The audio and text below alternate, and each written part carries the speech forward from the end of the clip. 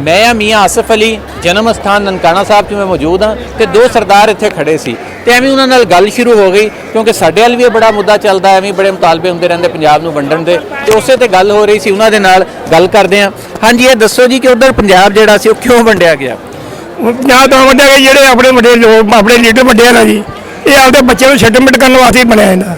जिवें पहले हिंदुस्तान पाकिस्तान बन गया प्रधानमंत्री उन्हां वखरा साडा वखरा हो गया उन्हें ना कहा जिहड़ियां स्टेटां वंडियां शुरू करतियां स्टेटां वाले ने कहा जिहड़ियां नूं बनाउणा शुरू करता अपने बच्चे नूं सेटलमेंट करना ते सारे काम हो रहे हैं ये लोगों को खराब दे खर्चे वधा रहे हैं महंगाई कर रहे हैं। अच्छा, हाँ जी, नहीं सिर्फ अपने बच्चों को नवाजण लई बच्चे नवाजण वास्ते। अच्छा, हाँ जी, उन्होंने की फायदा होगा इदा? उन्होंने बच्चे मंत्री बन लगे उन्होंने बच्चे सारे को आए क्यों नहीं बनेगा ये ऐसे जो दो बनेंगे उन्होंने डीसी आएगा SSB आएगा सारे होंगे ये बने उन्होंने बच्चे किसे लगेंगे वैकेंसी नहीं होगी। अच्छा, यानी असल गल है आवाम का भला नहीं चाहते वो अपना चाहते आपका ही भी मेरा जो कोई मंत्री रिटायर होंगे आपके बच्चे बनाई ना MLA रिटायर हो आपके बच्चे बनाइए दूजे बड़े दिखे नहीं है फिर वो अपनी घर आते करते कुछ नहीं करते दुनिया लड़ा के मरा रहे सारे ये काम करते।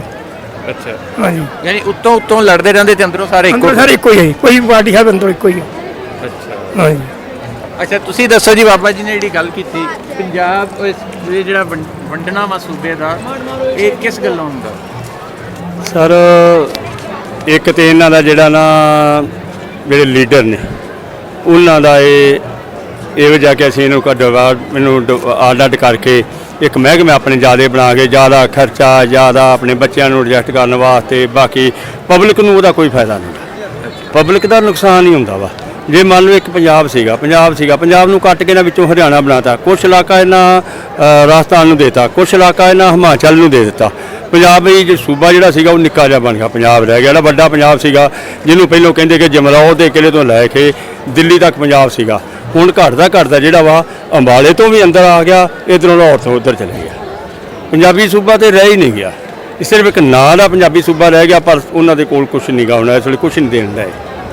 अच्छा, इस सारा वंडिया उन्होंने अपने बच्चों ने सब अपने लीडर अपने वास्ते फायदे वास्ते करते हैं दूजिया को कमज़ोर करने वास्ते करते हैं। जिस तरह पहला ये दो होया 1947 वंड हुई आ आपस में भाईचारक सी आपस में रहन सहन सीगा इकट्ठे इत्थों आउण जाण सीगा पब्लिक हुण भी चाहती आ कि असीं मिलीए असीं आइए जाइए जदों मर्जी जाइए पर जिहड़े लीडर आ पाकिस्तान के वड्डे लीडर भी तो साडे इंडिया के लीडर भी वो नहीं चाहते कि ये जी पब्लिक है ये आपस में मिल गई तो साडा काम नहीं बनना सिर्फ अपन वोटां वास्ते अपने काम वास्ते ये मिलने नहीं देना चाहते। अज ये गल सुनी तुसीं यही गल असीं भी कहने कि ये जिहड़ा सूबियां दी वंड दा इशू चक्या जांदा शोशा छड्डिया जांदा खासकर पंजाब वंडण दा जिहड़ा शोशा छड्डिया भी जांदा इधर पासे भी इसे लिए है सिर्फ अपने बच्चों नूं अपने रिश्तेदारां नूं नवाजण लई कि जिन्ने हो सकन उन्ने होर CM बन सकन इसलिए इहदा आवाम नूं कोई फायदा नहीं सिर्फ उन्हां दी अपनी जातां नूं फायदा हो।